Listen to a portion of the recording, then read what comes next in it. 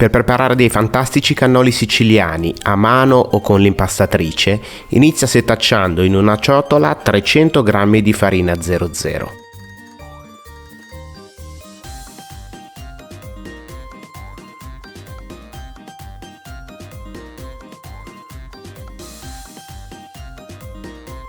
Aggiungi 30 g di zucchero semolato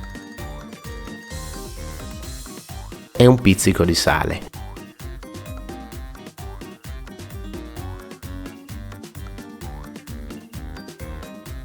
Mescola brevemente le polveri .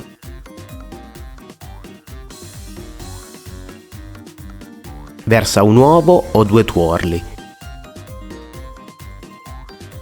25 g di burro intiepidito o distrutto e 120 ml di marsala secco. Mescola brevemente con l'impastatrice o impastamano fino a quando il composto diventerà omogeneo. Quindi lascia riposare l'impasto in frigorifero per un'ora, avvolto con pellicola trasparente. Dopo un'ora stendi l'impasto su un piano di lavoro infarinato e ricava dei dischi sottili da 10 cm di diametro.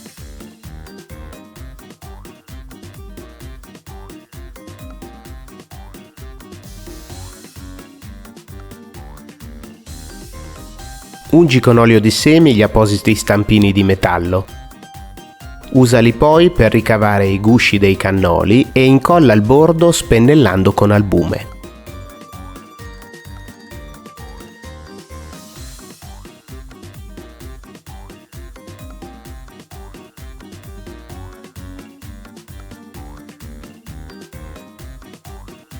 Friggi in olio di semi di girasole ben caldo o usando lo strutto secondo la tradizione.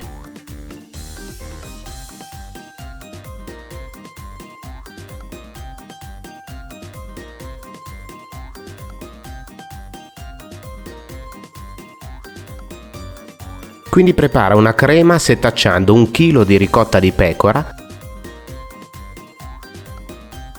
e aggiungendo 300 g di zucchero a velo.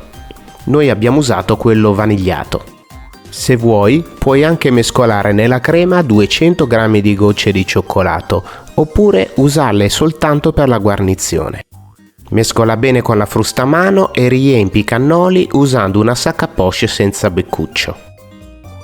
Guarnisci con gocce di cioccolato, ciliegie candite o scorze di arancia candite.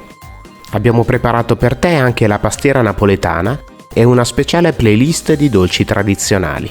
Iscriviti al canale e ci vediamo al prossimo video.